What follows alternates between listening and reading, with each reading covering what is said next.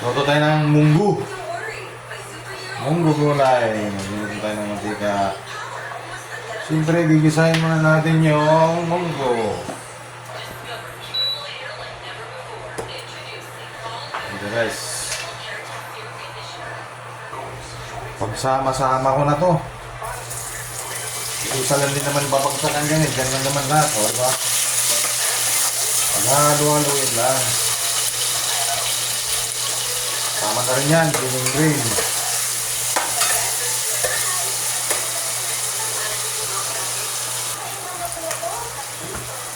Lagyan ko na to yung munggo. Ayan o.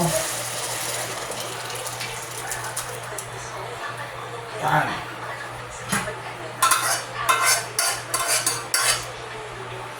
Sabaw din to eh.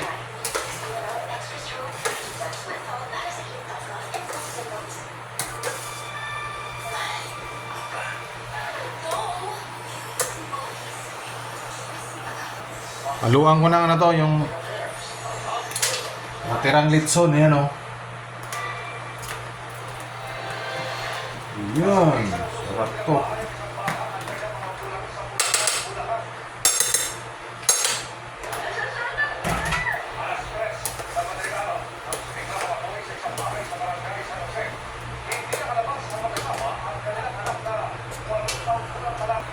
Lagay ko na itong talbos ng ampalaya.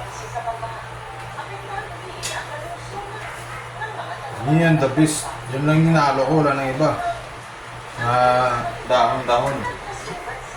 Talbos ng ampalaya. Ayan, o.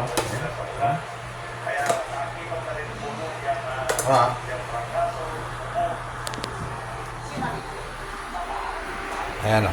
O, diba? Wow! Ayan. Ayan lang. Munggo, tapos talbos ng ampalaya, tapos yung mga tira-tirang ulam, yan o. O, inaalo ko dyan o. Yan o. Ba? Sarap. Sakto kasi tagulan eh. O. Eh, sabaw pa rin. Ayan o. O. The best. Napakaganda kasi yung munggo dahil bagong ani ata ang munggo na to dahil ang kinis. Makita mo bagong ani yung munggo dahil ang kinis niya. Walang mga kuwan ba?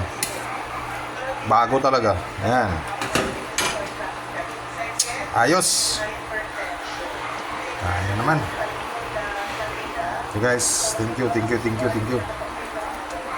Ayan.